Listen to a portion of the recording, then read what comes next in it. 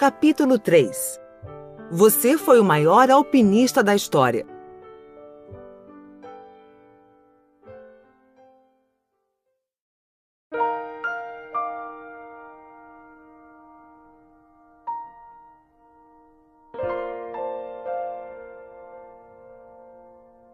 Uma história no topo da aventura. Na primavera de 1953 ocorreu um feito notável. Uma expedição internacional chegou ao Nepal com a grandiosa ambição de escalar o topo do mundo, o Everest. Muitos já haviam tentado. Alguns desistiram no meio do caminho, outros simplesmente morreram. Morreram congelados, soterrados pelas avalanches de gelo ou por asfixia devido ao ar rarefeito. Os riscos eram enormes. Para atingir o monte jamais atingido por um ser humano, exigiam-se um planejamento estratégico e uma série de equipamentos adequados, incluindo tubos de oxigênio. Todavia, outros requisitos fundamentais eram necessários. Precisava-se de perícia e de um espírito aventureiro incomum. Sem tais requisitos, escalar o Everest seria suicídio, uma alucinação no deserto de gelo. Os alpinistas ingleses lideravam a equipe, que incluía 2 neozelandeses e um grupo de Sherpas, povo que habitava o sopé da montanha. O grupo inicial era grande. Os primeiros passos foram eufóricos. Todos estavam motivados, pareciam imbatíveis.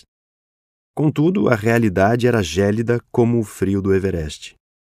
À medida que avançavam, o corpo esfriava e a alma tremia. Os pulmões ofegantes precisavam do oxigênio dos tubos. A brancura que se erguia nos penhascos confundia os olhos. A qualquer momento, uma avalanche poderia eclodir. Passos lentos e olhos atentos. O tempo mudou sua rotina. Repousava lentamente sob os lentos passos dos caminhantes.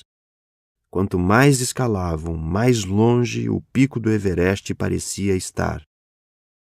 Fatigados depois de semanas de escalada, chegaram então à última etapa. Reunidos no acampamento 1, a equipe aguardava ansiosa o pronunciamento do seu líder, John Hunt. Desejavam saber quais duplas seriam escolhidas para esta última fase. Antes de revelar os nomes, Hunt fez uma pausa. Recapitulou em tom dramático o que todos já sabiam, os perigos que estavam pela frente. Nas grandes altitudes, o ar é rarefeito e pode causar o mal das montanhas, caracterizado por tontura, falta de ar, cefaleia e confusão mental, podendo chegar à hemorragia nasal e inconsciência. O mal das montanhas já havia silenciado para sempre alguns excelentes alpinistas que morreram congelados. Por fim, Hunt anunciou as duplas escolhidas. Entre elas estavam Edmund Hillary e Tenzing Norgay, o primeiro neozelandês, o segundo um Sherpa, chefe dos carregadores de malas. Ambos partiram para a glória ou para o caos. As forças estavam se esgotando. Os passos tornavam-se mais vagarosos. Os tubos de oxigênio estavam pesados demais. Era mais prudente desistir da aventura. Mas ao olhar para o sonho que os controlava, uma fagulha de ânimo incendiava a emoção combalida. Hillary e Norgay, em alguns momentos, ao atingir certo pico, pensavam que haviam atingido o fim da jornada, mas elevando os olhos, percebiam inquietos um morro mais elevado. Quando tudo parecia calmo, uma súbita avalanche quase engole um dos companheiros. Agarrando-se um ao outro, se salvaram. Refeitos do susto, continuaram. De repente chegaram a mais um topo. Olharam para os lados, mas não viram nada mais alto. Olhando adiante, não viram nenhum pico acima. Então, finalmente, descobriram que haviam chegado ao topo do mundo. Inicialmente, cumprimentaram-se sem emoção. Estavam ansiosos e fatigados. Segundos depois, se abraçaram emocionadamente. Estavam tão anestesiados com o efeito que quase não criam que haviam conseguido. Parados, desembaçaram os óculos, olharam para o horizonte e viram um mar branco de montanhas. A brancura do gelo era uma imagem incrivelmente bela. Foi um momento inesquecível. Quando desceram o Everest, o mundo ficou sabendo da façanha. Assim, da noite para o dia, Hillary e Norgay saíram do anonimato para se tornarem uns dos homens mais famosos da história.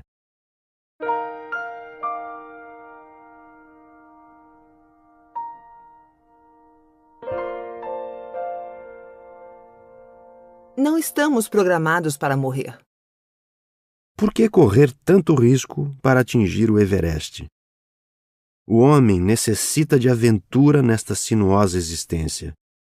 Todos ambicionam chegar ao topo de alguma coisa. Uns querem chegar ao topo da fama, outros da eficiência profissional, da hierarquia acadêmica, do poder financeiro.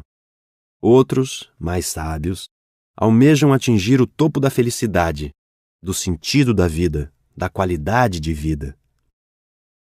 Quando éramos apenas uma célula incompleta e desesperada, queríamos chegar ao topo da vida.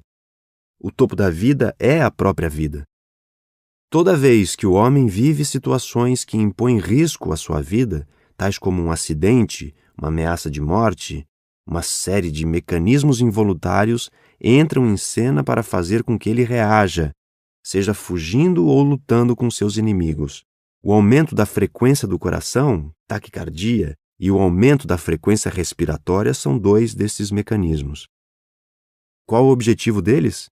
Fornecer mais nutrientes de oxigênio para as células musculares para que o homem fuja ou lute.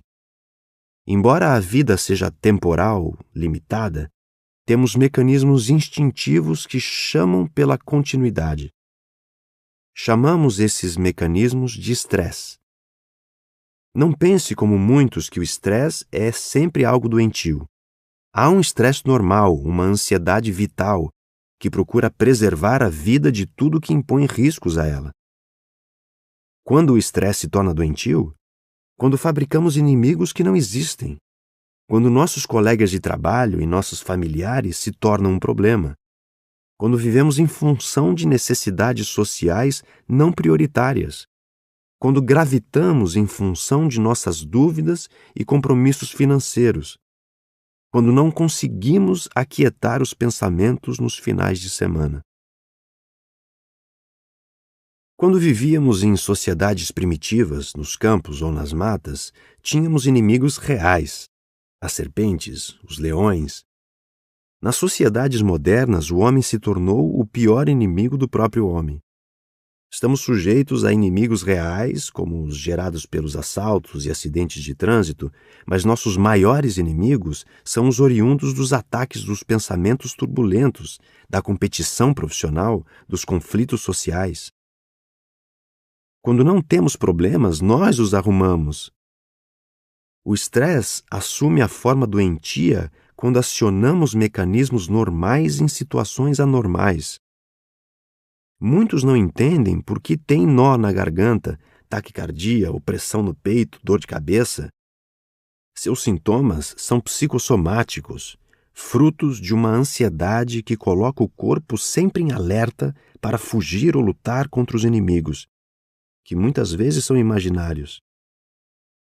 Há pessoas que estão sempre em estado de guerra. Para elas, viver não é uma aventura prazerosa, mas perigosa. São eloquentes e inteligentes, mas não sabem relaxar e andar desarmados nos terrenos da sociedade. Um dos grandes inimigos produzidos no âmago da alma humana e que causa uma tormenta nas águas da emoção é o medo. Há medo de todos os tipos.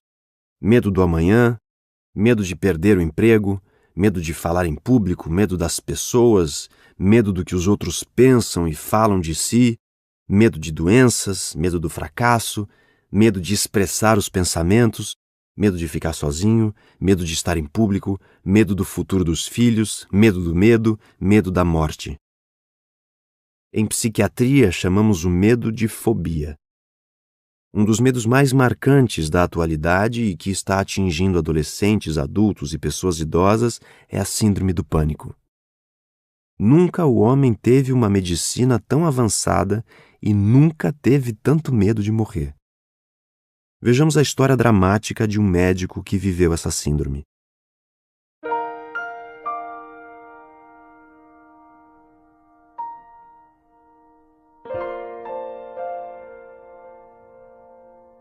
A síndrome do pânico abatendo a autoestima e a segurança. JN era um médico brilhante. Era um habilidoso cirurgião, seguro e rápido no ato operatório. Uma pessoa sensível e sociável. Um dia, ao fazer mais uma cirurgia de rotina, seu coração começou a vibrar. Sentiu falta de ar e teve a sensação de desmaio. Começou a suar frio e a perder o controle de suas reações. Como estava no final da cirurgia, pediu ao médico assistente que a terminasse. Procurou um lugar para se recostar e logo se refez da crise. Por estar muito cansado pelo excesso de trabalho, pensou que sua crise fosse apenas decorrente do estresse, embora sentisse um medo intenso no momento. Passados alguns dias, JN repetiu a crise com os mesmos sintomas. Um medo súbito de desmaiar e morrer assaltou sua emoção. Entrou em desespero. Ele lidava com a vida e a morte das pessoas quase todos os dias. Agora havia chegado a sua vez de questionar o fim da existência. Começou a se perturbar com perguntas que raramente fazia. O que é a morte? O que é o último instante?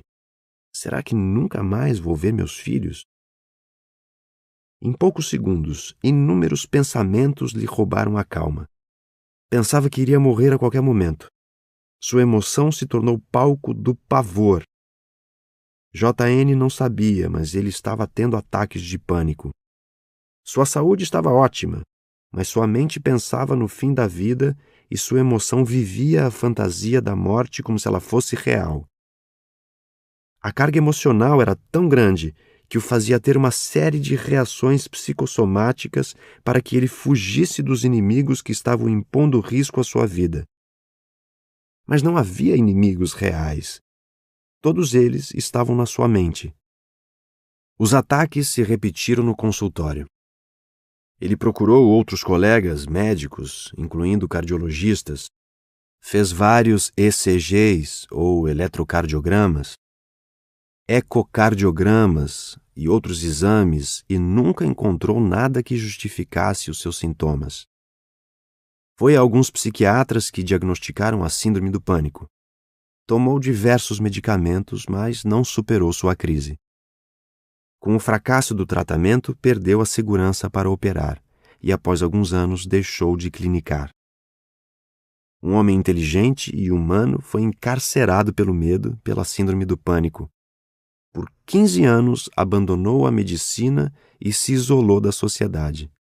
Sentia-se desprezado e inválido. Uma das características básicas da síndrome do pânico é a fobia social. O paciente passa a ter medo de ficar em público, de frequentar festas, de ir a bancos, a reuniões sociais. Tem medo de ter uma crise e ninguém socorrê-lo ou sofrer um vexame em público. Há milhões de pessoas vítimas dessa doença, a qual é totalmente tratável. JN me procurou, mas estava desacreditado. Não fixava seu olhar em meus olhos. Seu falar era trêmulo e desconfiado. Sua autoestima estava zerada. Sentia-se o mais incapaz e infeliz dos homens. Entretanto, pouco a pouco, estimulei-o a causar uma revolução contra o cárcere da sua emoção. Levei-o a compreender a sua história. Mostrei que os primeiros ataques de pânico foram registrados de maneira privilegiada na memória e que foram utilizados para reproduzir novos ataques. Falei que esse mecanismo é universal e está presente em muitos conflitos. Mostrei que o grande problema não é o trauma de qualquer natureza que sofremos, uma frustração, uma ofensa, um acidente ou um ataque de pânico, mas o seu registro privilegiado no inconsciente e sua constante leitura. Essa leitura reproduz novas experiências, fechando o ciclo da doença e aprisionando a emoção. Evidenciei que não é possível deletar ou apagar a memória como alguns psiquiatras pensam. Ela só pode ser reescrita. Usei medicamentos como atores coadjuvantes no tratamento, mas disse-lhe que ele era o ator principal.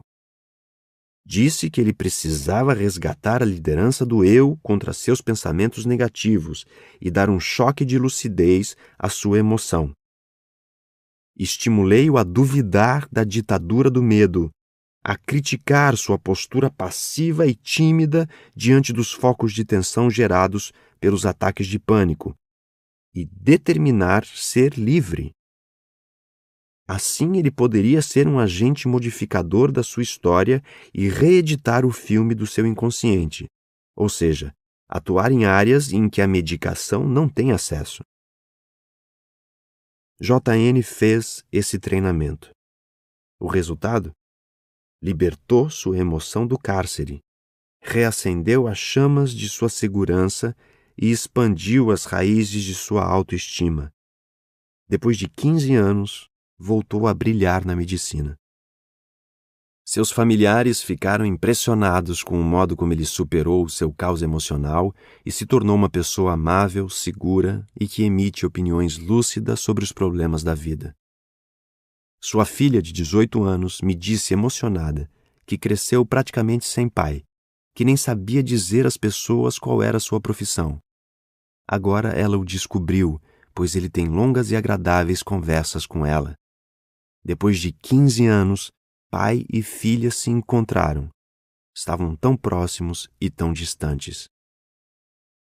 Os pacientes têm prazer de ser atendidos por ele, mais do que por outros médicos.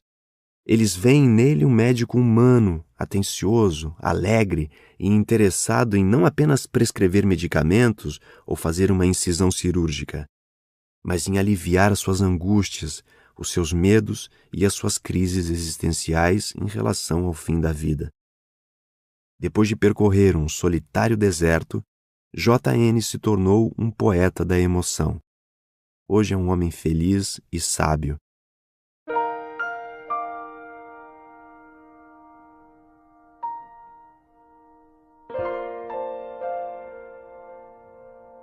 Ache tempo para se ouvir e falar de você.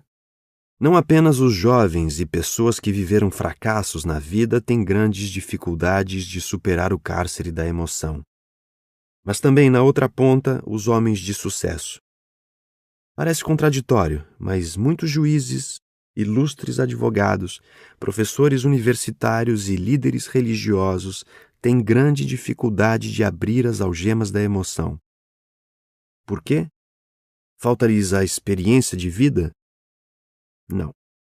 O maior problema é que, à medida que eles sobem na escala do sucesso, vão se tornando cada vez mais ilhados dentro de si mesmos.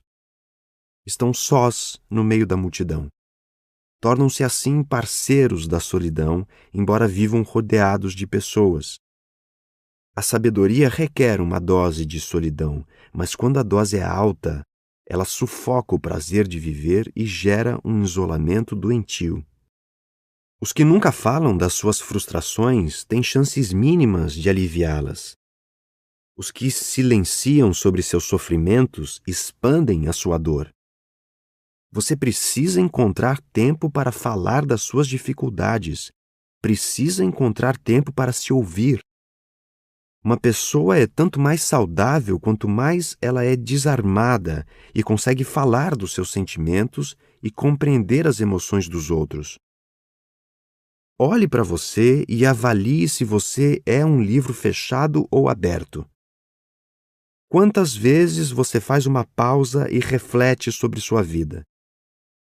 Quantas vezes você consegue desfazer seus compromissos e acha espaço para refletir sobre os pilares de sua existência? Muitos são ótimos para trabalhar, mas péssimos para cuidar de si mesmos.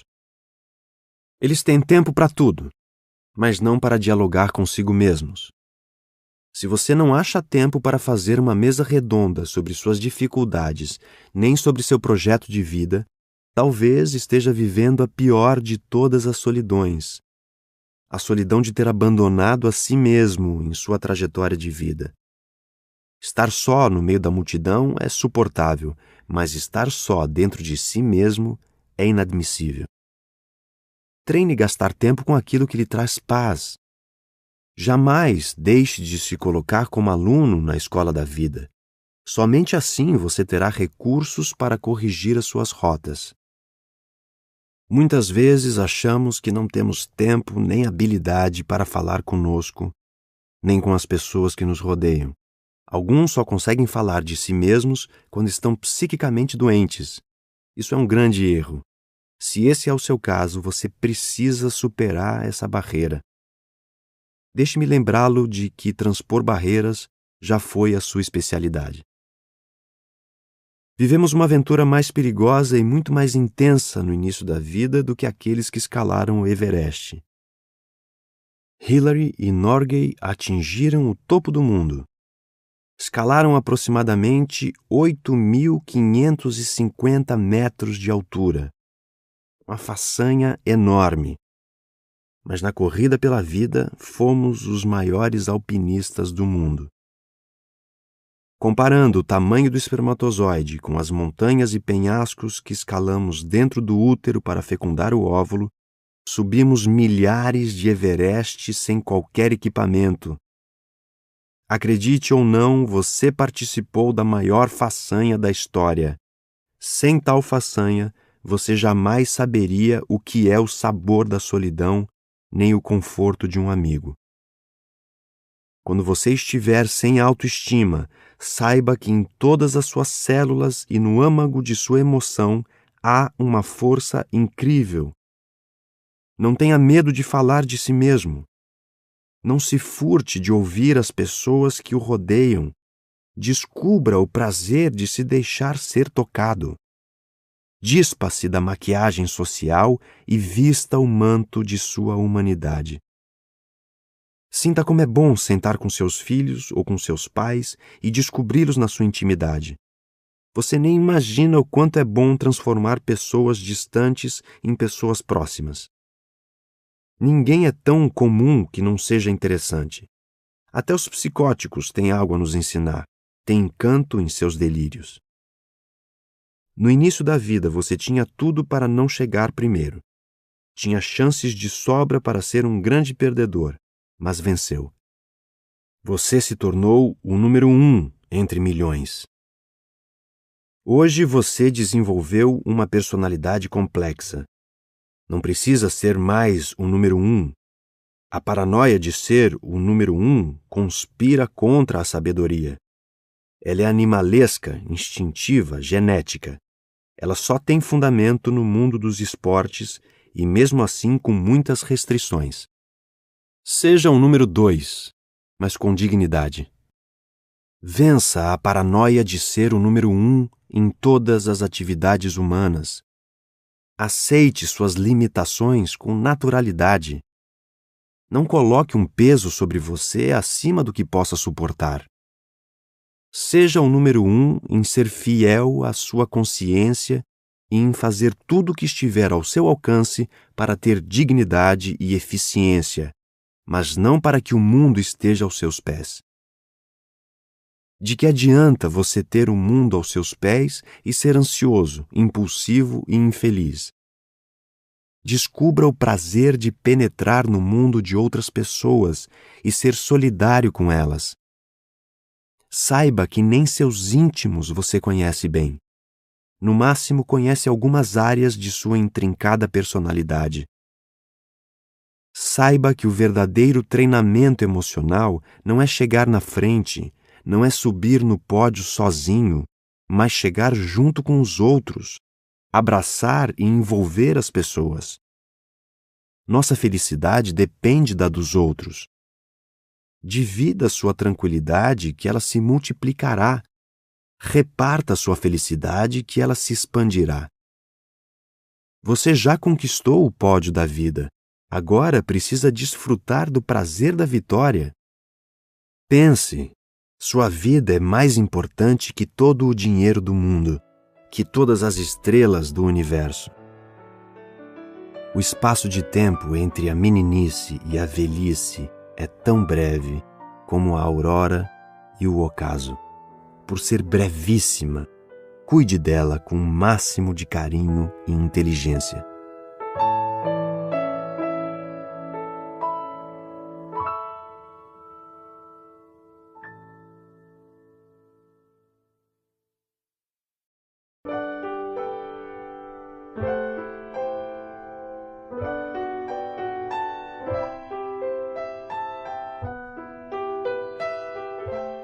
Capítulo 4. Você viveu o maior romance da história.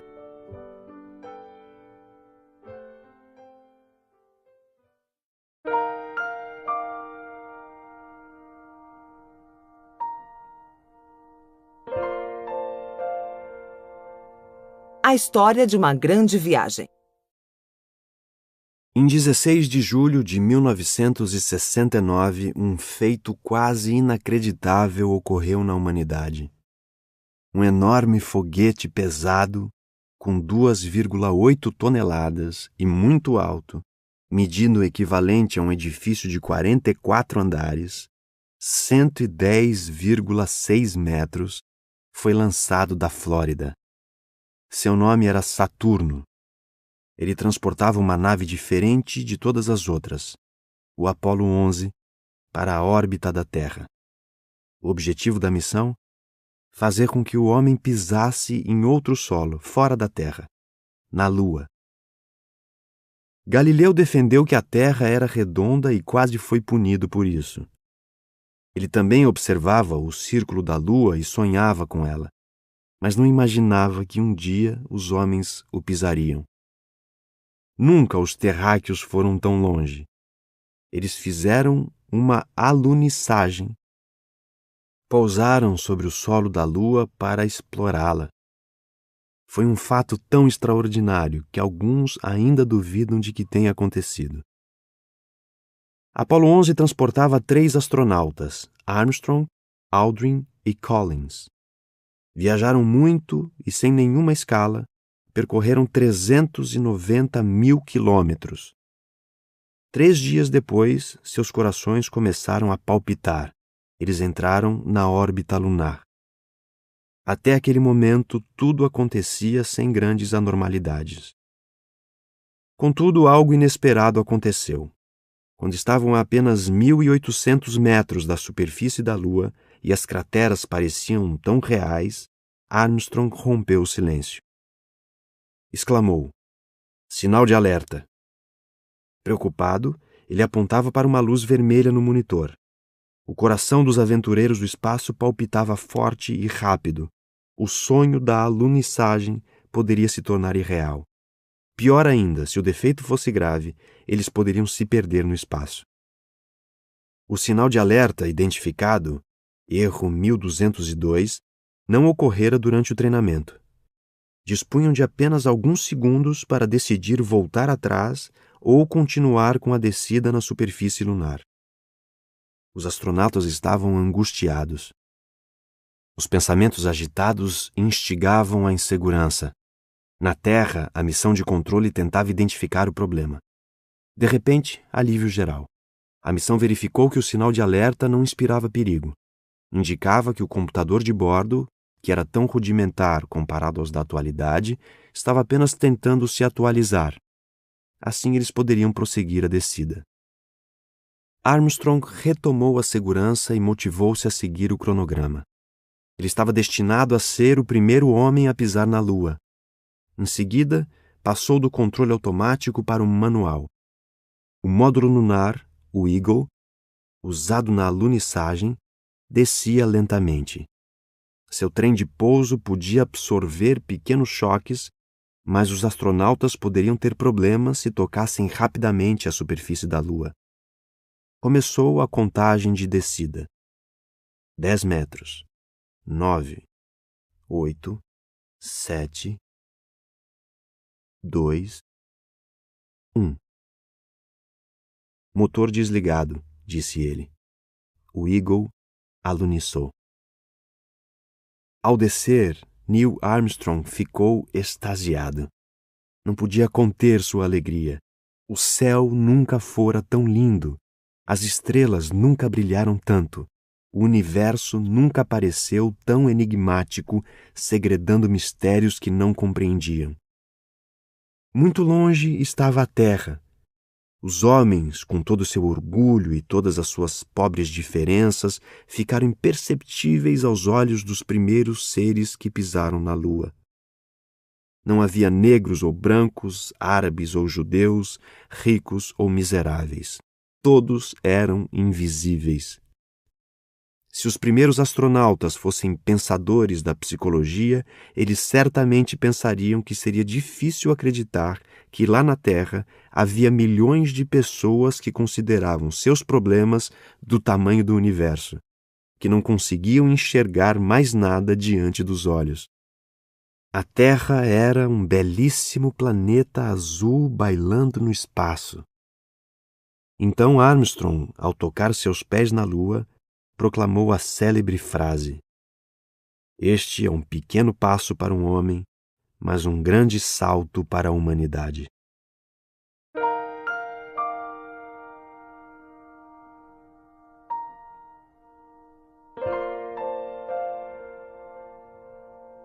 Você viveu o maior romance da história. Vimos que você foi o maior nadador da história, o maior alpinista de todos os tempos. Por que você teve uma coragem ímpar? O que o motivava? A paixão pela vida. O espermatozoide viveu o mais belo romance da literatura. Se um dia faltar amor por você mesmo, se em algum momento sua autoestima estiver fragilizada, lembre-se de que você viveu o maior romance da história. Você era incompleto e imperfeito. Sua vida só seria completa e perfeita se encontrasse a célula da sua vida. Nunca você dependeu tanto de outro ser para existir. Quando nem ao menos tinha emoção para amar, nos apaixonamos pela nossa outra metade. Não a conhecíamos, nunca a ouvimos, nem havíamos visto sua imagem. Mas já a amávamos. Foi um amor arrebatador, um amor genético, a mais louca e intensa experiência da natureza. Cruzamos mares e oceanos sem medo de fracassar. Escalamos montanhas e penhascos altíssimos sem receio de desabar. Nós nos tornamos os mais arrojados astronautas. Procurávamos o quê? A lua do óvulo. Era quase impossível atingi-la. Tínhamos de seguir uma longa e sinuosa trajetória no universo do útero. E o que era pior, não tínhamos nenhuma nave espacial, nenhuma equipe de base para nos apoiar. Estávamos sós num mundo estranho, movidos pelo amor ao milagre da vida. Partimos sem ter chance de voltar e começar tudo de novo. Nunca lutamos tanto por nós mesmos. Em nenhuma época tivemos tanta autoestima sem consciência de tê-la. Tornamo-nos os maiores empreendedores da história. Elegemos um alvo e estabelecemos diversas prioridades e diversos procedimentos para atingi-lo. Muitos não chegam a lugar algum, pois não têm metas ou não sabem estabelecer prioridades para atingi-las. Não é tão fácil mudar nossos conceitos e nossos defeitos. Não é tão fácil conquistar pessoas difíceis. Não é tão simples superar nossas frustrações e melhorar nosso desempenho intelectual, mas é possível. Eleja seus alvos e planeje suas prioridades. Treine ser um grande empreendedor. Lembre-se de que você já foi imbatível. Um dia alguém vai superá-lo e que esse alguém seja você mesmo. Se no início da vida tivéssemos a capacidade que temos hoje de reclamar das circunstâncias e de encontrar nossos defeitos, não teríamos garra suficiente para vencer a grande corrida da vida. Gastamos muito tempo atualmente reclamando e nos punindo. Um empreendedor não reclama das circunstâncias, cria as oportunidades. Uma pessoa madura é cônscia de sua falibilidade. Não esconde seus erros e não vira o rosto para sua miséria. Ela tem sentimento de culpa na dose certa e não na dose autodestrutiva. Sua consciência pesa-lhe o suficiente para ter coragem de pedir desculpas e mudar de rota. Tropeça, mas não deixa de caminhar.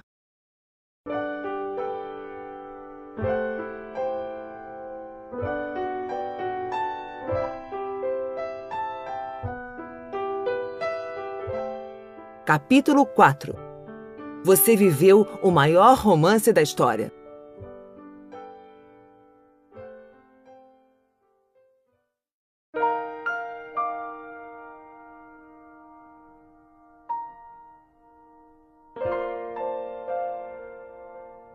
A história de uma grande viagem. Em 16 de julho de 1969, um feito quase inacreditável ocorreu na humanidade.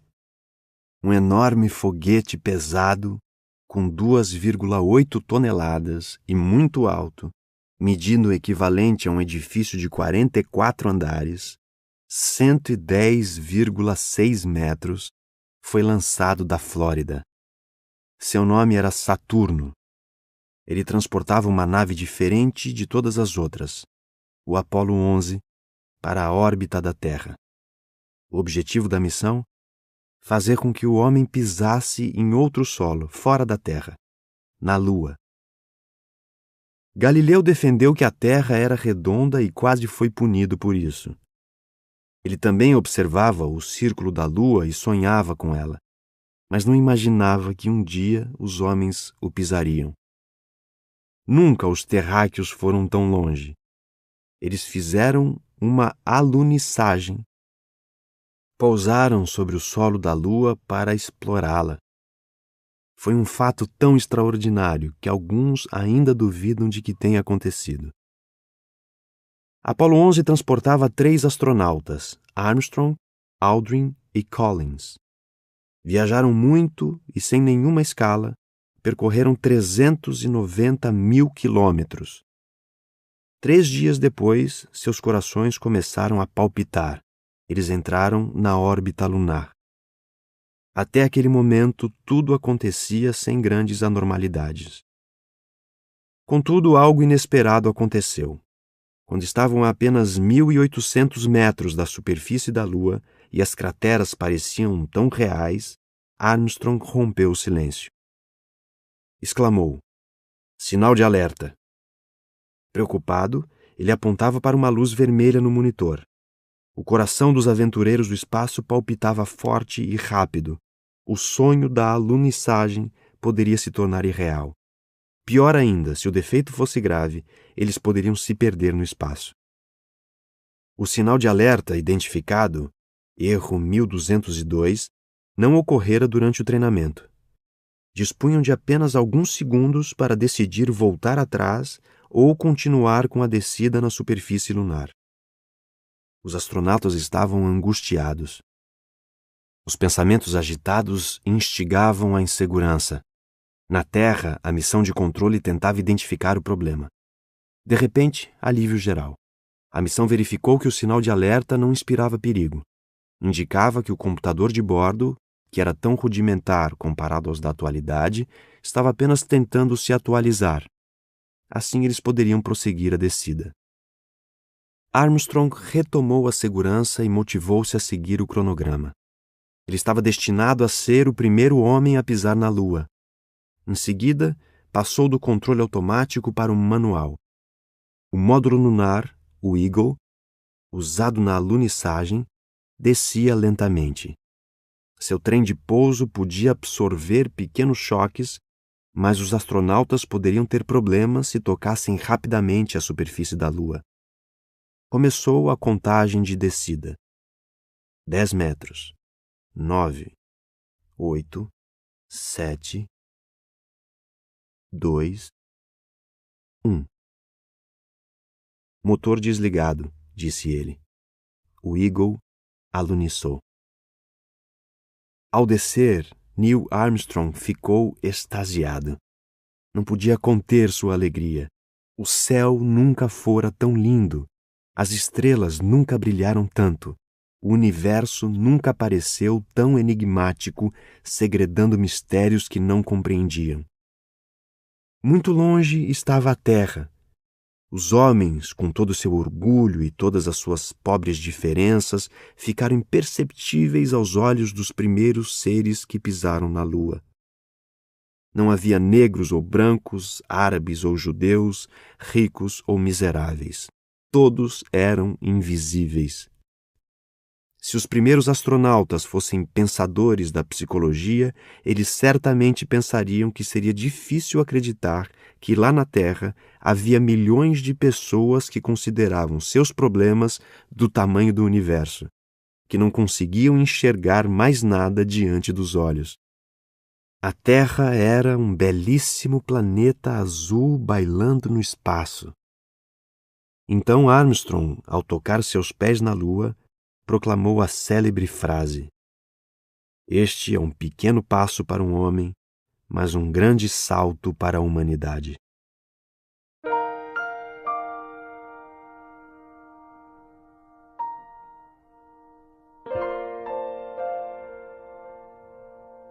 Você viveu o maior romance da história. Vimos que você foi o maior nadador da história, o maior alpinista de todos os tempos. Por que você teve uma coragem ímpar? O que o motivava? A paixão pela vida. O espermatozoide viveu o mais belo romance da literatura. Se um dia faltar amor por você mesmo, se em algum momento sua autoestima estiver fragilizada, lembre-se de que você viveu o maior romance da história. Você era incompleto e imperfeito. Sua vida só seria completa e perfeita se encontrasse a célula da sua vida. Nunca você dependeu tanto de outro ser para existir. Quando nem ao menos tinha emoção para amar, nos apaixonamos pela nossa outra metade. Não a conhecíamos, nunca a ouvimos, nem havíamos visto sua imagem. Mas já a amávamos. Foi um amor arrebatador, um amor genético, a mais louca e intensa experiência da natureza. Cruzamos mares e oceanos sem medo de fracassar. Escalamos montanhas e penhascos altíssimos sem receio de desabar. Nós nos tornamos os mais arrojados astronautas. Procurávamos o quê? A lua do óvulo. Era quase impossível atingi-la. Tínhamos de seguir uma longa e sinuosa trajetória no universo do útero. E o que era pior, não tínhamos nenhuma nave espacial, nem uma equipe de base para nos apoiar.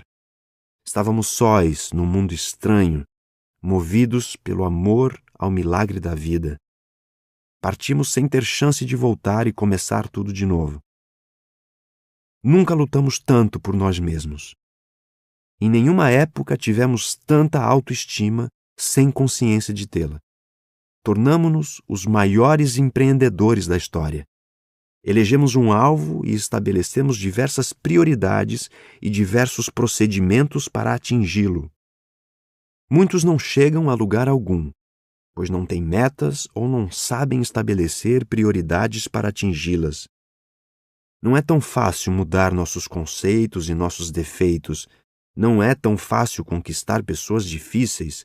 Não é tão simples superar nossas frustrações e melhorar nosso desempenho intelectual, mas é possível. Eleja seus alvos e planeje suas prioridades. Treine ser um grande empreendedor. Lembre-se de que você já foi imbatível. Um dia alguém vai superá-lo e que esse alguém seja você mesmo. Se no início da vida tivéssemos a capacidade que temos hoje de reclamar das circunstâncias e de encontrar nossos defeitos, não teríamos garra suficiente para vencer a grande corrida da vida. Gastamos muito tempo atualmente reclamando e nos punindo. Um empreendedor não reclama das circunstâncias, cria as oportunidades. Uma pessoa madura é cônscia de sua falibilidade. Não esconde seus erros e não vira o rosto para sua miséria. Ela tem sentimento de culpa na dose certa e não na dose autodestrutiva. Sua consciência pesa-lhe o suficiente para ter coragem de pedir desculpas e mudar de rota. Tropeça, mas não deixa de caminhar.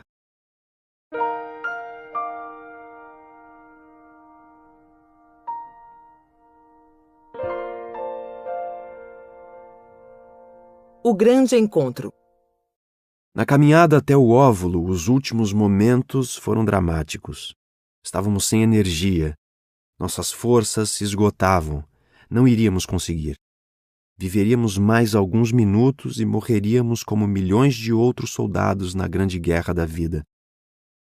No último instante, quando nos arrastávamos ofegantes, de repente vimos a mais bela imagem: o óvulo brilhando à nossa frente. É a minha outra parte. Não podíamos estar enganados. Não tínhamos uma mente, não conhecíamos o mundo das ideias, nem o universo das emoções. Se tivéssemos, talvez tivéssemos uma conversa com a outra célula que nos completaria. Fui pisoteado, pressionado e esmagado, passei por vales tenebrosos, escalei montes altíssimos e nadei oceanos para chegar aqui. Arrisquei minha vida para encontrar você. Consumi todas as minhas energias só para dizer-lhe uma coisa: não posso viver sem você. Creia, você viveu o maior romance da história. Por isso, nunca se diminua, nunca considere a sua vida sem valor, nunca pense que você não lutou por você mesmo. Se hoje, por algum motivo, você estiver com sua autoestima baixa, você está sendo incoerente com a sua história. Você lutou por sua própria vida até as últimas consequências. O mundo todo pode ir contra você, mas não se meça pelo que os outros pensam. Nem muito menos se avalie pelo número dos seus problemas, erros, fracassos, lágrimas ou perdas. A vida é infinitamente bela e incompreensível. Só ela pode ser o parâmetro para auferir o seu valor.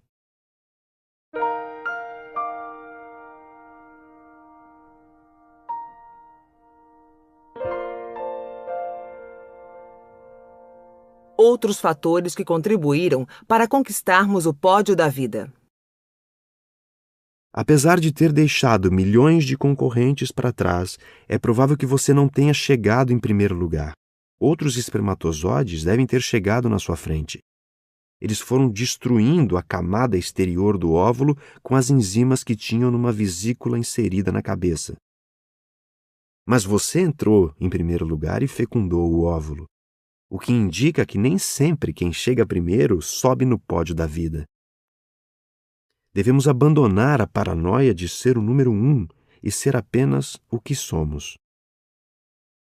Em alguns casos, o óvulo abriu as janelas para mais de um pretendente, gerando os irmãos gêmeos não idênticos.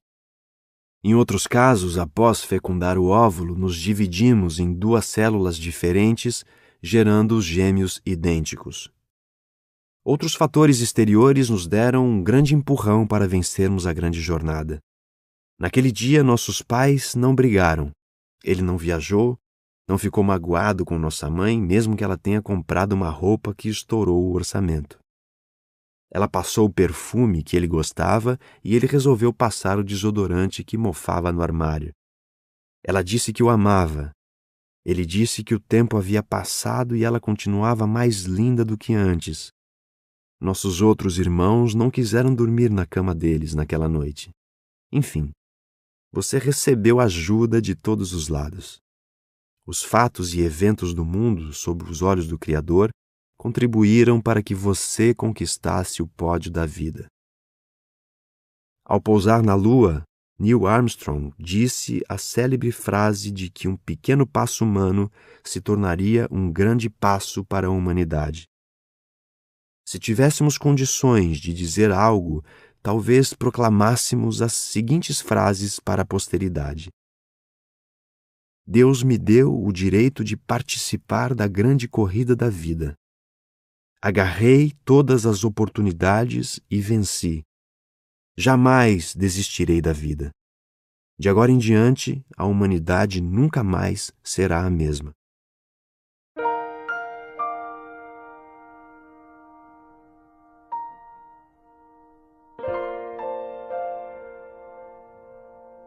O jogo da vida, formado de maneira espetacular. Quando fecundamos o óvulo, começamos rapidamente a crescer. Éramos apenas uma célula, mas em poucas horas já éramos centenas. Em poucos dias éramos milhões. Pouco a pouco fomos entretecidos no ventre de nossas mães e de modo assombrosamente maravilhoso fomos formados. Milhões de células foram se diferenciando e formando o aparelho cardiovascular, respiratório, renal, sistema nervoso e tantos outros. Como, a partir de uma única célula, foram formadas milhões de outras totalmente diferentes. Todas as teorias são pobres para explicar esse milagre. Com apenas 3 meses já tínhamos um corpo muito pequeno e razoavelmente formado, do tamanho de uma moeda. Fomos envolvidos numa bolsa de água chamada de líquido amniótico. Era uma deliciosa piscina. Entramos na vida para valer, para mostrar nossa garra, chutamos nossas mães de todos os lados. Chutávamos aqui e acolá, virávamos incríveis cambalhotas. Perturbávamos nossas mães e elas achavam uma delícia. Éramos uns chatos, mas elas nos achavam os bebês mais bem comportados, nos amaram sem nos conhecer. Parece que conhecemos essa história. Vivíamos num mundo belo, mas solitário e pequeno demais para as nossas pretensões. Vivíamos protegidos, mas queríamos sair, correr todos os riscos para viver fora do universo do útero. O tempo não passava. Quando vão nos dar passagem? Teimosos, ficamos de prontidão, encaixamo-nos no colo uterino. Estávamos esperando uma oportunidade de sair daquela prisão. Queríamos entrar no jogo da vida. Hoje trememos diante das curvas da vida. Naquela época ninguém nos segurava na barriga de nossas mães. Hoje procuramos lugares calmos e sem problemas. Naquela época não aguentávamos tanta calmaria. De repente, incrível, saímos. Mal nascemos e o mundo começou a desabar sobre nós. A luz agrediu nossos olhos sensíveis. As mãos do médico nos amassaram e nos apertaram como se fôssemos inquebráveis. E eles ainda achavam que entendiam de bebês. Nossos narizes e bocas estavam cheios de secreção e para removê-la colocaram uma cobra de borracha que aspirava nossas bochechas. Que coisa horrível! Só nos restava abrir a boca e berrar. Todos diziam, que choro lindo! Mal sabiam que estávamos gritando, devolvam-me para onde eu estava. O choro nos aliviou. Chorar foi a primeira coisa que aprendemos no mundo exterior e foi a primeira que sufocamos.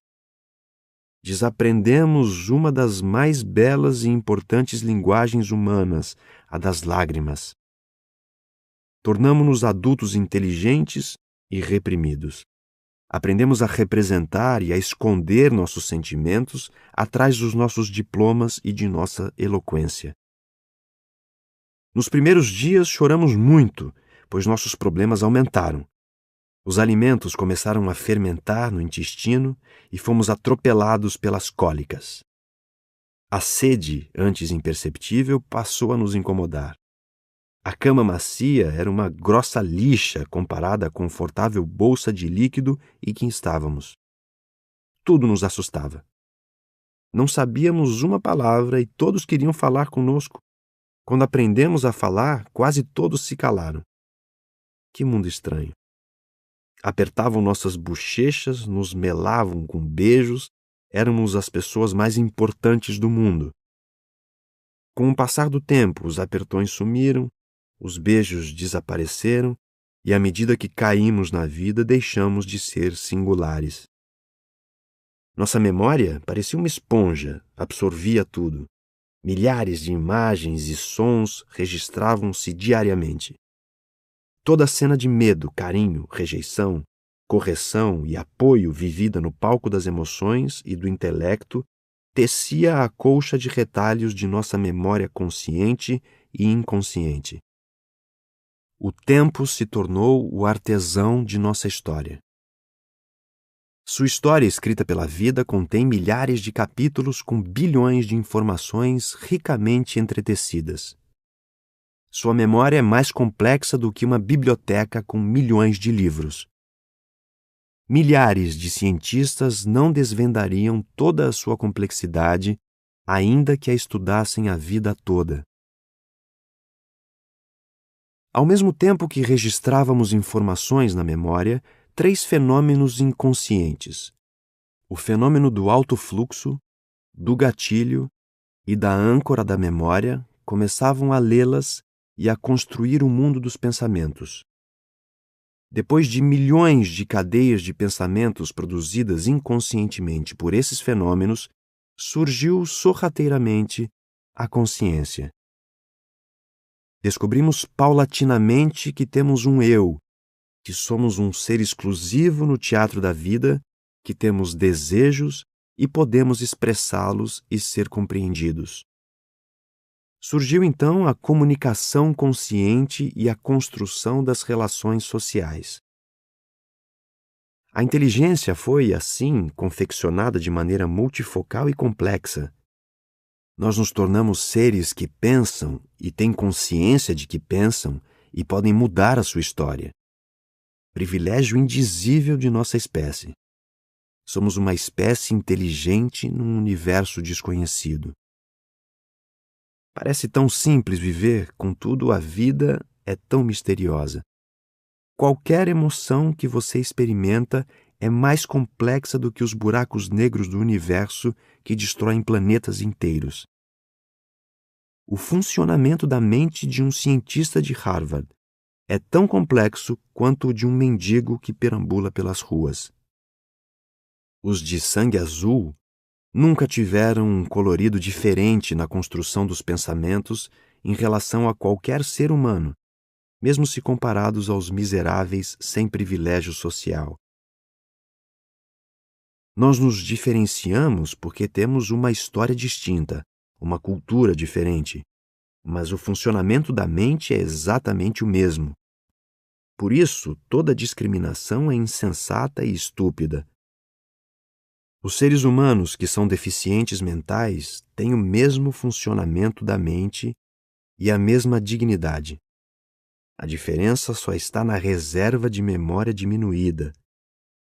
Quem almeja treinar sua emoção para ser feliz precisa aprender a amar a sua espécie tanto quanto o seu grupo, independentemente do que ele representa e do ideal que o sustenta. Qualquer tipo de discriminação e do complexo de inferioridade conspira contra o prazer de viver. Os promotores da discriminação sempre foram infelizes. Hitler foi mais do que um criminoso de guerra. Foi um homem infeliz. Sua emoção não conheceu dias tranquilos. Eliminava seres humanos inocentes, tentando destruir os inimigos que habitavam no seu inconsciente. Alargava as fronteiras da Alemanha, tentando alargar as fronteiras das zonas insanas de sua memória. Toda a sua agressividade o mergulhou num cárcere emocional cada vez mais profundo. Nunca supervalorize qualquer pessoa na sociedade, independentemente do seu papel político e social. Quem se sente inferior a alguém desonra a sua inteligência, e quem se sente superior nunca penetrou nas camadas mais profundas dos mistérios da existência. A felicidade se cultiva no solo dos homens que amam a vida e que aprenderam a despojar-se de tudo que os desumaniza.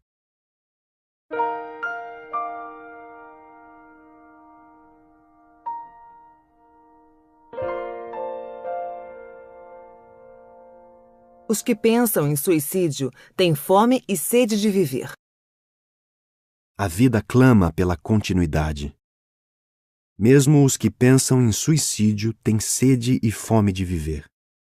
Alguns profissionais de psiquiatria e de psicologia não percebem que por detrás da ideia de suicídio há uma fome desesperadora de viver. Não existe ideia pura de suicídio. A única exceção é a lógica absurda do terrorismo, em que homens se matam sem dor, encarcerados por um ideal destrutivo. Ninguém que sofre quer matar a vida. Eles querem matar o humor deprimido, a angústia, a ansiedade aflitiva, a dor que cala fundo e invisível na alma. Como ninguém morre por doenças psíquicas, as pessoas atentam contra seu corpo para tentar silenciar a sua dor. Sob uma intensa dor emocional, o território de leitura da memória se fecha, retraindo a capacidade de pensar. Surgem as ideias de suicídio, vontade de dormir e não acordar mais, de fugir ou mesmo de morrer. Entretanto, gostaria de dar um alento a todas as pessoas que sofrem e pensam em desistir da vida, afirmando que elas, no fundo, têm fome e sede de viver. Não existe nelas a ideia filosófica do fim da existência, e sim do fim da dor. Muitos jovens e adultos brilhantes pensam no fim da vida. Em países como o Japão e a Suíça, o índice de suicídio na juventude é alto. Eles devem aprender a exterminar sua dor e não a vida. Eles viveram o maior romance da história, fizeram um esforço tremendo para vencer a grande corrida. Tal esforço selou um pacto de que nunca desistiriam de viver. Em recentes palestras que proferi sobre o treinamento da emoção e a grande corrida da vida, fiquei impressionado com a reação das pessoas.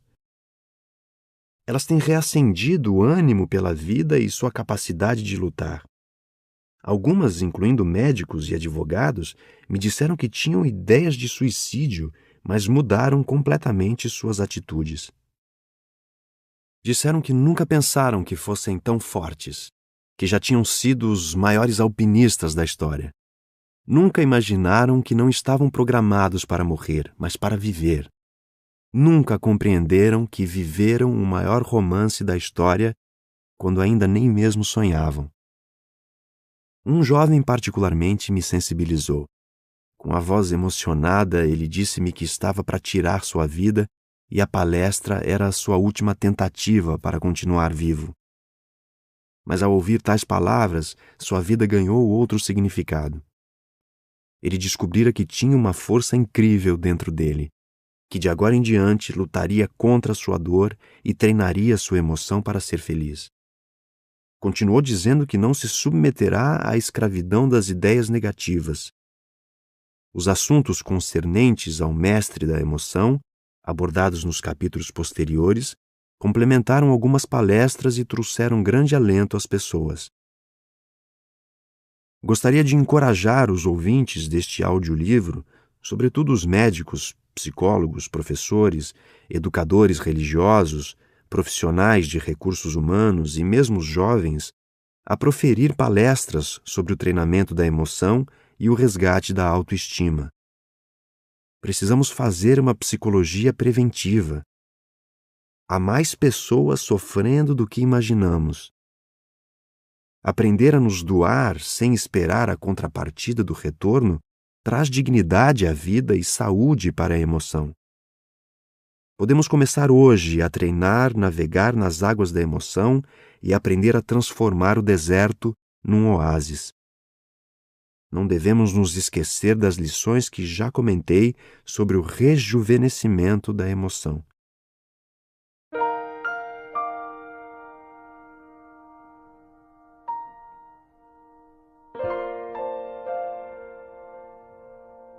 Técnicas para navegar nas águas da emoção. Primeira, faça um stop introspectivo nos focos de tensão. Pare e pense antes de tomar qualquer atitude. Não viva gratuitamente toda a carga de tensão das situações estressantes. Faça uma pausa na sua vida. Erga os seus olhos e olhe além dos horizontes dos seus problemas. Veja o que ninguém consegue ver. Se a sua visão for curta, seu problema será enorme. Se ela for longa, ele será pequeno. Segunda, enfrente seu medo. O medo fecha as janelas da mente, distorce a realidade do mundo e transforma tudo que é pequeno em algo monstruoso. O medo é um péssimo matemático, só sabe somar. Nunca deixe o seu medo ser o seu senhor. Nunca deixe o medo e a insegurança medirem o tamanho dos seus problemas, nem as distâncias que você tem de percorrer para superar obstáculos. Terceira, nunca se diplome na escola da vida. Critique seus paradigmas existenciais, seus conceitos sobre a vida. Repense suas verdades e seus comportamentos rígidos. Faça uma mesa redonda com sua intolerância, impulsividade, ansiedade e com todas as características que o atrapalham a navegar nas águas da emoção. Não se feche dentro do seu mundo. Não há gigantes no território da emoção. Todos somos eternos aprendizes. Quarta, seja um especialista em investir em qualidade de vida. Deixe de ser um especialista que só sabe apagar incêndios profissionais e treine ser um especialista em investir em qualidade de vida. Ninguém pode fazer tal investimento por você. Tudo o que promove sua paz interior e sua felicidade deve ser levado em alta conta. Não espere dias melhores, transforme seus dias ruins. Nunca se esqueça de que suas chances de estar vivo eram próximas de zero, mas você venceu. Tenha sempre à mente que você agarrou todas as oportunidades para ter o direito à vida. Quinta, reflita frequentemente sobre a grandeza da vida. Nunca desonre a sua inteligência por se sentir inferior a alguém. Nunca se sinta incapaz. Há uma força dentro de você maior do que você imagina. A vida é um milagre natural tão grande que ultrapassa qualquer ato sobrenatural. Ela é indefinível e invendável. A vida é a obra-prima do autor da existência. Exerça o direito de vivê-la da maneira mais bela e feliz. Sexta, jamais desista. Você pode vencer. Não tenha medo da dor. Não se deixe subjugar pela solidão. Não há crise que não passe. Não há tormenta emocional que não se dissipe. Não há dificuldade que não possa ser transposta. Jamais desista da vida. Você está programado apenas para viver. Tenha certeza de que o maior problema é não ter problema. Treine abrir as janelas da mente para arejar sua emoção e enxergar que lá fora o sol está brilhando.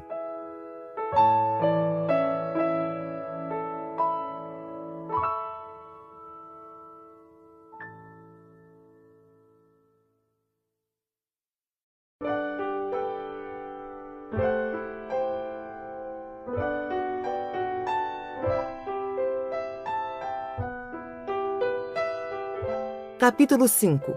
O mais excelente mestre da emoção.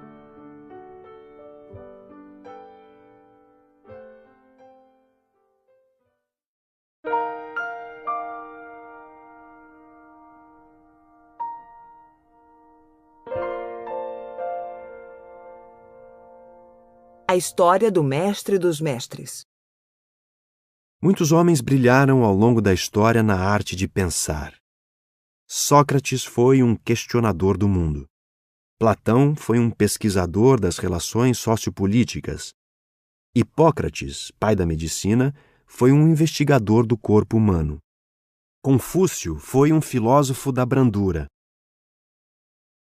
Siddhartha Gautama, o fundador do budismo, foi um pensador da harmonia interior. Moisés foi o grande mediador do processo de libertação do povo de Israel, dirigindo-o em busca da terra de Canaã. Maomé, em sua peregrinação profética, unificou um povo dividido e sem identidade, o povo árabe. Há muitos outros homens que expandiram o mundo das ideias no campo espiritual, filosófico, sociológico, psicológico, físico, como Tomás de Aquino, Agostinho, Hume, Bacon, Spinoza, Kant, Descartes, Galileu, Voltaire, Rousseau, Shakespeare, Hegel, Marx, Newton, Maxwell, Gandhi, Freud, Einstein, Viktor Frankl, etc.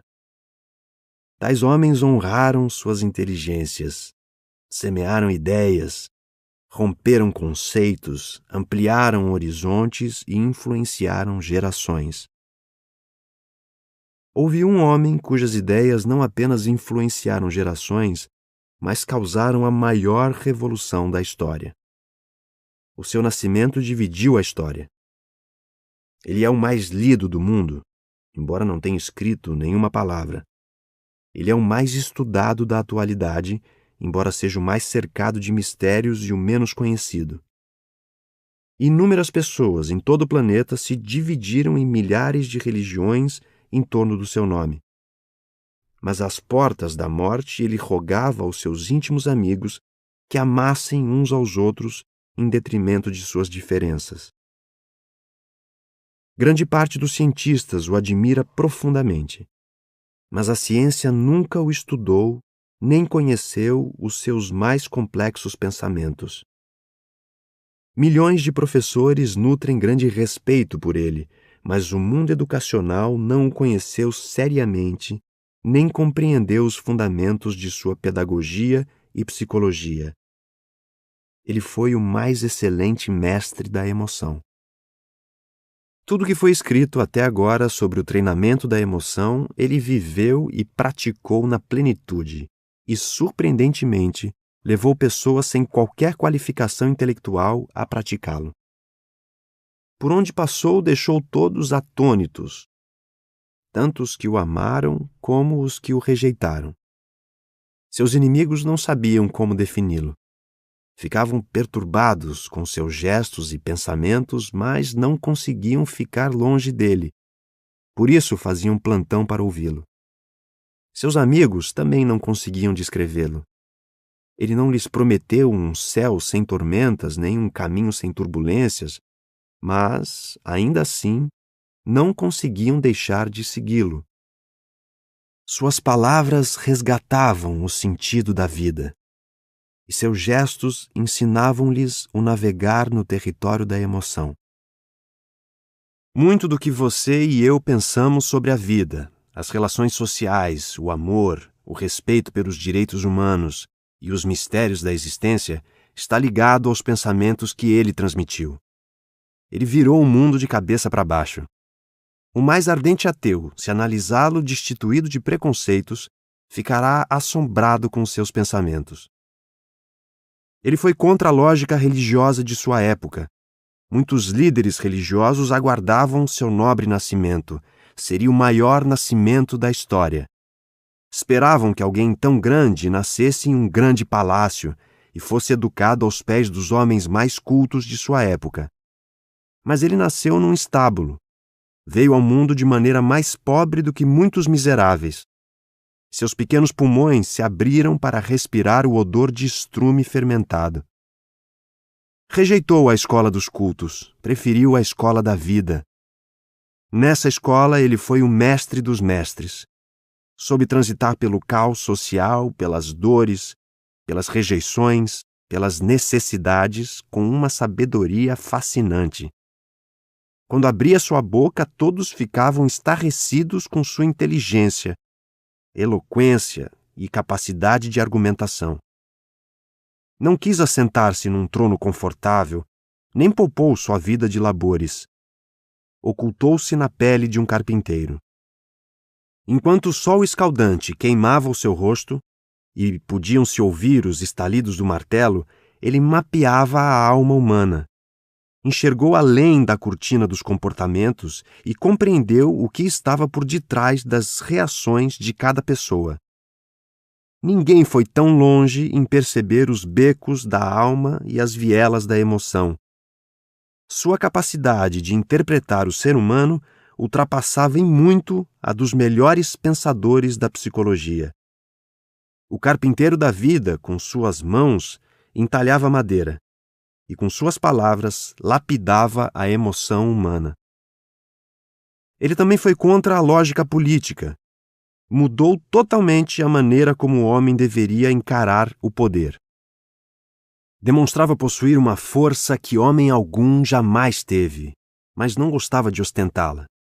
Fazia milagres surpreendentes, capaz de deixar pasmada a medicina moderna, mas espantosamente rogava às pessoas que ajudava que não contassem para ninguém o que havia feito. Sua ética confrontava com nossos paradigmas. Nós gostamos de alardear nossos feitos. Ele gostava de ocultá-los. Os poderosos sempre quiseram ser Deus, mas o único que foi considerado Deus insistia em ser reconhecido como filho do homem. O mestre da emoção amava passar despercebido. Apreciava ter amigos e não admiradores que o aplaudissem. Aliviou a dor de todos que passaram pelo seu caminho, à exceção de si mesmo. A grandeza desse mestre não estava no seu poder, mas na desnecessidade de usá-lo em proveito próprio. Era de se esperar que um homem tão forte pressionasse as pessoas a segui-lo, mas, contrariando a lógica do poder, nunca controlava ninguém. Nunca impunha suas ideias, apenas as expunha. Naqueles ares ouvia-se um convite eloquente. Aprendei de mim, vinde a mim. Se alguém quisesse segui-lo, tinha de aceitar seu convite e amá-lo espontaneamente. Somente alguém tão grande e consciente do seu valor é capaz de dar o direito às pessoas de amá-lo ou rejeitá-lo. O mestre da emoção viveu e ensinou as lições mais sublimes da liberdade. Toda vez que pressionamos as pessoas a nos seguirem, mesmo nossos filhos, e controlamos seus comportamentos, não estamos ensinando-os a pensar com consciência e liberdade. Os fortes alimentam a liberdade e os fracos a desnutrem. O mestre da vida treinou a emoção humana para ser livre, para decidir com consciência. Ele ainda foi contra a lógica social. O homem aprecia ter o mundo aos seus pés. Até os que se sentem inferiores escondem inconscientemente o orgulho debaixo do tapete da inferioridade. O impacto emocional enorme que sofrem quando alguém os contraria é um reflexo de que se sentem intocáveis. Não admitem ser atingidos. Ele andou na contramão da ansiosa busca pela fama. Seus gestos inusitados e seus discursos arrebatadores o tornavam a cada dia mais famoso. Era impossível ocultá-lo. Mas ele desdenhava da fama, pois procurava o aconchego dos amigos simples e o prazer nas pequenas coisas. Não era intocável. Podiam criticá-lo, mas reagia com paciência. Podiam ofendê-lo, mas não condenava seus opositores e nem fugia do ambiente. Os homens podiam ser seus inimigos, mas ele não tinha inimigo. Não permitia que o lixo social entulhasse a sua emoção. Ele era livre, numa área em que facilmente somos prisioneiros. O mestre da vida sabia proteger sua emoção, pois nunca reagia antes de pensar. Produzia respostas brilhantes em situações caóticas. Em ambientes em que corria risco de morrer e só era possível reagir com desespero, ele reagia com a mais alta tranquilidade. Medo não fazia parte do dicionário da sua vida. Todas as universidades usam milhares de ideias filosóficas, psicológicas e sociológicas para ensinar a solidariedade, a tolerância e o respeito incondicional pelos direitos humanos a seus alunos. E nem sempre tem êxito. Mas o mestre dos mestres, usando o fenômeno do silêncio, treinou a emoção dos seus discípulos para que eles aprendessem o que raramente as palavras conseguem ensinar. Deveria almejar, como todos os imperadores romanos, que os homens se prostrassem aos seus pés. Mas, para nossa surpresa, ele se dobrou aos pés dos homens. Pegou uma toalha, uma bacia de água e começou a lavar silenciosamente os pés dos seus incultos e rígidos discípulos. Seu gesto ímpar refletia muito mais do que um comportamento humilde. Expressava o mais excelente treinamento da emoção. Ele economizou milhares de aulas com um único procedimento. Nunca alguém teve tanta habilidade para penetrar no âmago da alma humana e transformar as rotas da emoção. Sob seus cuidados, homens sem qualquer qualificação intelectual tornaram-se poetas da vida.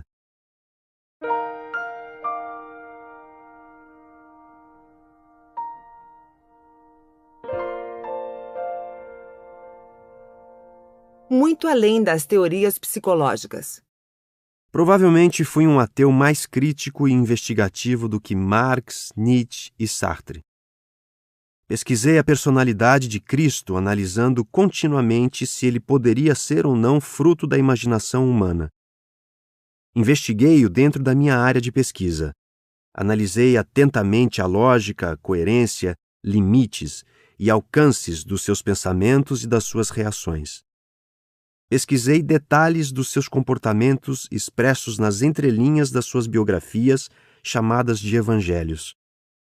Analisei minúcias dos seus gestos em várias traduções e que não foram enfatizadas pelos autores das suas biografias nem por teólogos. A conclusão a que cheguei foi surpreendente. Fiquei plenamente convicto de que é impossível a mente humana ter criado uma personalidade como a dele. Na minha opinião, as maiores evidências de que ele foi real não estão nos achados arqueológicos nem na existência de manuscritos antigos, mas na colcha de retalhos da sua personalidade. Os resultados desta pesquisa foram publicados nos livros da coleção Análise da Inteligência de Cristo. Eu os recomendo a quem quiser compreender mais detalhes da sua fascinante personalidade. Eles analisam como ele superava seus focos de tensão, protegia a sua emoção dos estímulos estressantes, reagia com inteligência em situações em que era impossível pensar.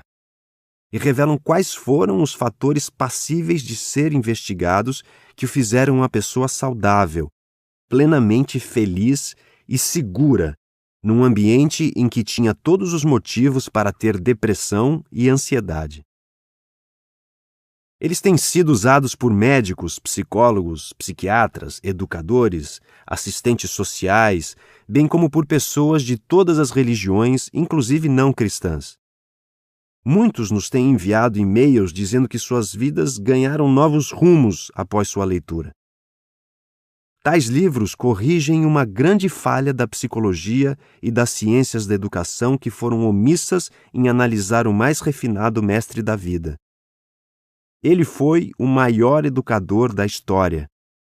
Os princípios que ele deixou podem revolucionar o combalido sistema educacional, elevar a qualidade de vida, prevenir doenças psíquicas, inclusive a SPA. Independentemente de qualquer religião ou análise teológica, Jesus Cristo não poderia ter sido fruto de uma invenção literária. Prova disso é que ele foi, como discorri, contra a lógica política, social e religiosa. Ele não apenas não cabe no imaginário humano, mas atingiu o topo da excelência como mestre da emoção. O livro Inteligência Emocional, de Goleman, o livro Inteligências Múltiplas, de Gardner, e o meu livro Inteligência Multifocal apenas acenam de longe as lições de vida e o treinamento da emoção que Jesus Cristo realizou. Nem Freud chegou próximo da maturidade emocional de Cristo. Freud era muito inteligente e sociável, mas não suportou ser contrariado em suas ideias. Por isso baniu da família psicanalítica alguns discípulos que pensavam diferente dele, tais como Jung e Adler. O mestre da emoção se comportou com seus discípulos de modo completamente diferente de Freud. Ele andou com seu traidor, Judas, por muito tempo, e, embora tivesse consciência da sua traição, não o baniu do convívio dos seus discípulos. Previu que Pedro iria negá-lo de maneira dramática e não fez nada para impedi-lo. Que homem é esse que não desiste nem de um traidor e que suporta ser negado com paciência? Ele não era um pobre coitado, mas fortíssimo. Sabia navegar e ser livre nas águas da emoção. Nunca ninguém respeitou a tal ponto o ser humano. Treinou os homens para ser livres, conscientes e felizes. Deu liberdade incondicional para que eles repensassem suas atitudes e reescrevessem a sua história, mesmo diante dos seus mais graves erros.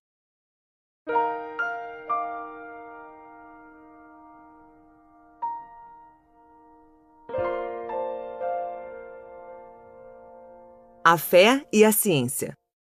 Quero deixar claro a todos os leitores que a proposta de Jesus Cristo ia muito além do treinamento da emoção aqui estudado.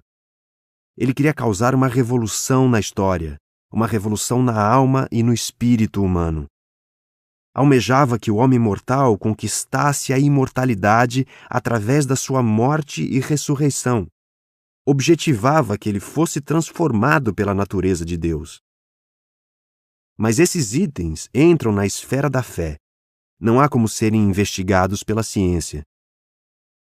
O livro Treinando a Emoção para Ser Feliz, bem como os da coleção Análise, respeitam a religião e a consciência de cada um. Não discutirei a divindade de Cristo, pois também ela entra na esfera da fé. Quando a fé se inicia, a ciência se cala. Estudarei a sua humanidade, sua incrível habilidade para treinar a emoção humana enquanto ele viveu e andou nessa terra. Ele é a pessoa mais famosa e a menos conhecida da história. Jesus Cristo é tratado aqui como o mestre dos mestres, o mestre da vida e o mestre da emoção, porque ele viveu na plenitude todos os itens do treinamento da emoção que comentei anteriormente. Ele foi a pessoa que mais entendia da arte de pensar, das relações interpessoais, da contemplação do belo, de trabalhar em equipe, do gerenciamento dos pensamentos e de todas as áreas da emoção que conduzem ao caminho da felicidade, da paciência e da sabedoria.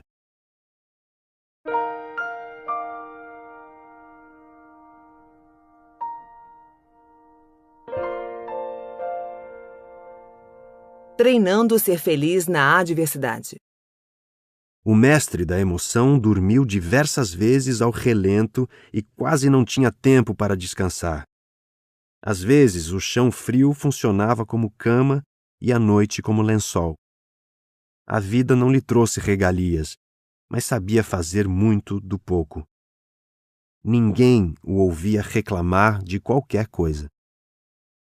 Devido às faltas e às tormentas da vida, era de se esperar que tivesse uma personalidade amarga e irritadiça, mas era serena e agradabilíssima. Estar ao seu lado aquietava a ansiedade, relaxava o pensamento e acalmava as águas da emoção. Ele conseguia ver beleza em ambientes inóspitos. Cresceu e viveu num lugar sem inspiração, mas era tão profundo que fazia até poesia da sua miséria. Disse: as raposas têm os seus covis, as aves dos céus têm os seus ninhos, mas o filho do homem não tem onde reclinar a cabeça. A rejeição é um dos piores sofrimentos humanos. Ela penetra no âmago da alma e atravessa os meandros do inconsciente. Muitos dos que foram rejeitados em alguma etapa da vida nunca mais se esqueceram das pessoas que os discriminaram. O mestre da vida sabia transitar na terra do ódio e da rejeição. Ele treinava seus discípulos a ser fortes na dor e protegidos nas intempéries sociais. Nós esperamos retorno das pessoas, por isso sofremos. Os mais íntimos são os que mais nos decepcionam, pois não correspondem às nossas expectativas. Ele, ao contrário, era livre, sabia se doar sem esperar a contrapartida do retorno. Por isso não conseguia se frustrar nem banir as pessoas de sua vida. Sua emoção era tão feliz que foi o único homem na história a convidar as pessoas a beber da sua própria felicidade. Convidou as pessoas a crer nele e a beber do seu próprio ser. Almejava que do cerne da alma humana brotasse uma emoção alegre e refrescante como um borbulhante rio de águas vivas. Toda vez que penso como psiquiatra nesse convite, fico fascinado com sua ousadia e dimensão. A psiquiatria moderna usa uma série de antidepressivos e tranquilizantes para que os pacientes aliviem seu humor deprimido e sua ansiedade, mas não sabe como produzir um homem feliz, que saiba se conduzir nas curvas da vida e navegar nas águas da emoção. O mestre da vida propunha uma felicidade dentro do caos, treinava as pessoas a relaxar seus pés no solo árido da vida. Muitos líderes judeus da atualidade nutrem respeito por ele, mas naquela época eles o rejeitaram drasticamente. Houve uma época em que ele já havia sido jurado de morte. Os líderes judeus designaram um grupo de soldados para prendê-lo. Ele estava numa grande festa. Quem consegue pensar sob intensa pressão? A melhor coisa que poderia fazer era ficar quieto e cuidar da sua segurança. Quando todos esperavam que ele optasse pelo silêncio, ele falava altissonante. De repente, ouviram-se levantar e bradar a plenos pulmões para milhares de pessoas que quem tivesse sede de prazer viesse a ele e bebesse. Os soldados, ao ouvir seu discurso, ficaram chocados. Perturbados, foram embora de mãos vazias. Disseram aos fariseus e sacerdotes que não tinham conseguido prendê-lo porque nunca ouviram alguém dizer um discurso como o dele.